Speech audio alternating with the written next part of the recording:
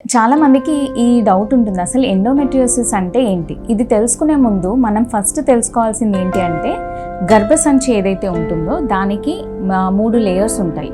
Outer layer, middle layer and inner layer. ఈ outer లేయర్ని perimetrium అని, మిడిల్ లేయర్ని మయోమెట్రియం అని, ఇన్నర్ మోస్ట్ లేయర్ని ఎండోమెట్రియం అంటూ ఉంటాం. జనరల్గా ఏమవుతుందనంటే ప్రతి నెలసరి వచ్చే టైంలో ఎండోమెట్రియంలో కొంచెం గ్లాండ్స్ డెవలప్ అయ్యి, ఒకవేళ ఆ టైంలో తల్లిగా కన్వర్ట్ కాకపోతే వాళ్ళకి ఆ ఎండోమెట్రియం అనేది షెడ్ అయిపోతుంటుంది అనమాట. సో ఈ నెలసరి వచ్చే టైంలో ఈ ఎండోమెట్రియం ఏదైతే షెడ్ అవుతుందో ఇది బయటికి వెళ్ళే మార్గం ఉంటుంది. ఎండోమెట్రియల్ క్యావిటీ నుండి కెనాల్ త్రూ, సర్విక్స్ నుండి బయటికి వచ్చేస్తుంది వెజైనా త్రూ.